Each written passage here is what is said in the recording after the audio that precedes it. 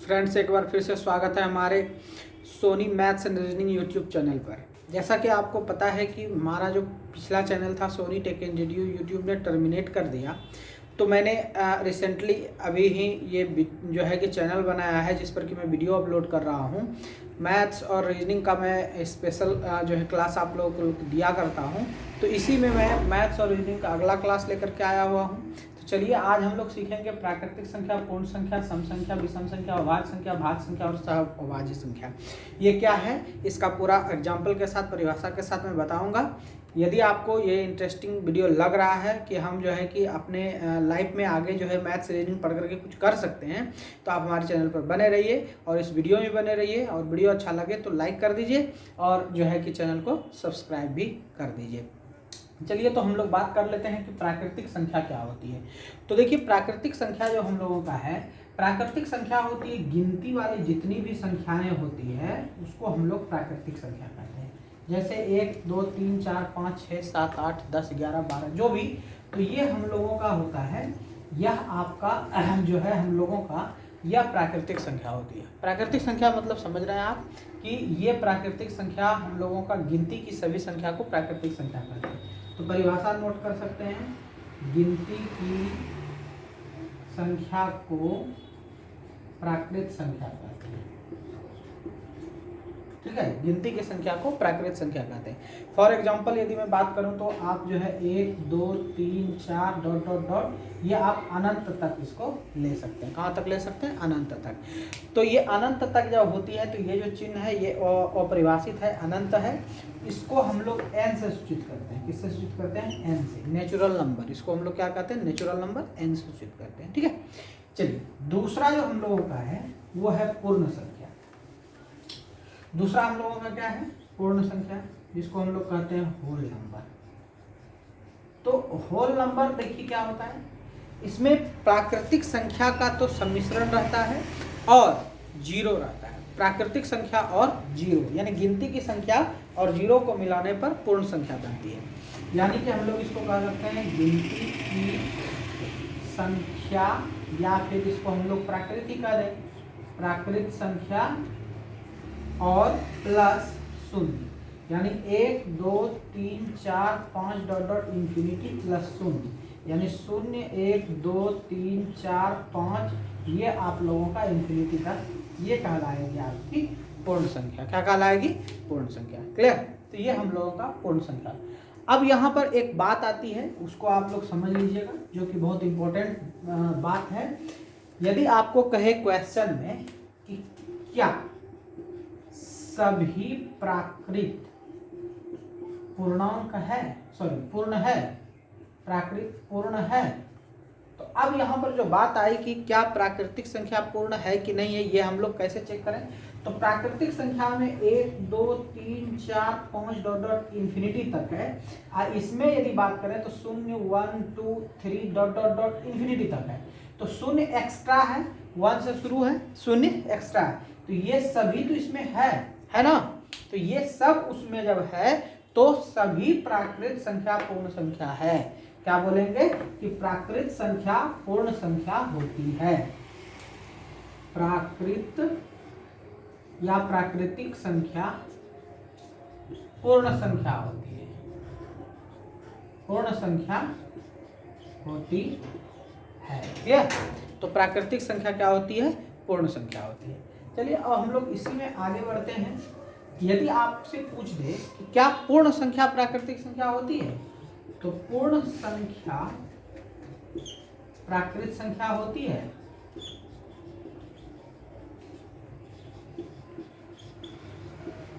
तो बोलेंगे नहीं। क्या बोलेंगे?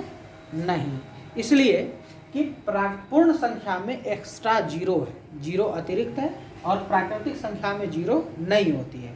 तो पूर्ण संख्या में जो संख्याएं हैं वो सभी संख्याएं प्राकृतिक संख्या में नहीं हो सकती, बट प्राकृतिक संख्या सभी पूर्ण संख्या हो सकती है। इसलिए प्राकृतिक जो हमारा पूर्ण संख्या है वो प्राकृतिक संख्या में हो जाएगा। क्लियर?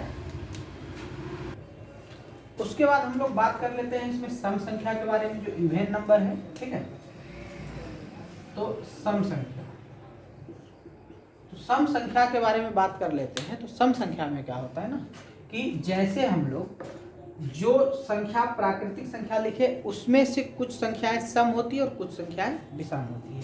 तो सम संख्याएं जो 2 से विभाजित हो, जो 2 से विभाजित हो,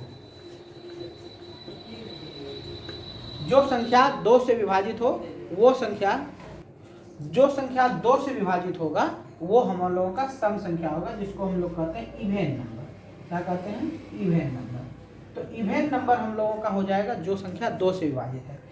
या हम लोग कह सकते हैं जिस संख्या का अंतिम डिजिट यानी अंतिम अंक, लास्ट डिजिट 2, 4, 6, 8 और 0 हो, ये वाली संख्या भी जितनी लास्ट में डिजिट होगी ये भी सम संख्या होगी। क्या होगी? ये सम संख्या है। चलिए एग्जाम्पल हम लोग ले लेते हैं सम संख्याएं का।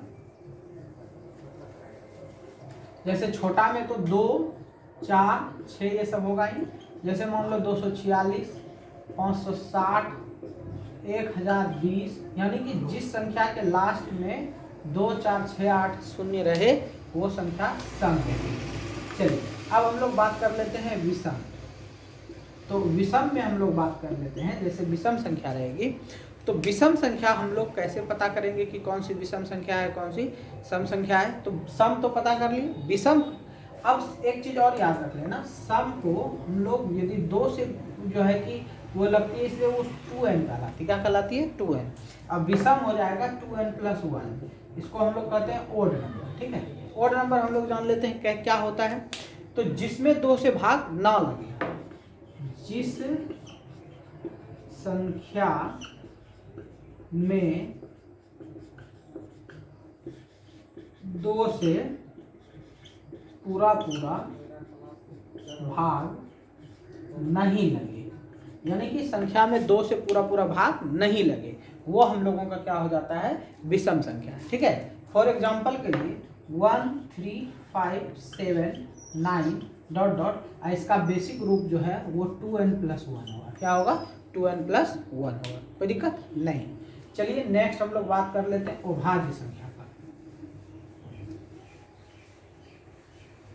अभाज्य, भाज्य और सहअभाज्य। ठीक है, तो अभाज्य देखिए क्या होता है, आपके पास कोई भी संख्या है, इसको कहते हैं हम लोग प्राइम नंबर। प्राइम नंबर में हम लोग सीखते हैं, प्राइम नंबर देखिए ये क्या है, यदि किसी संख्या का केवल 2 गुणनखंड हो, या इसी में हम लोग दूसरे रूप में इसको कह सकते हैं, जिन संख्या में 1 से एवं स्वयं संख्या से भाग लगे उसे अभाज्य संख्या कहते हैं।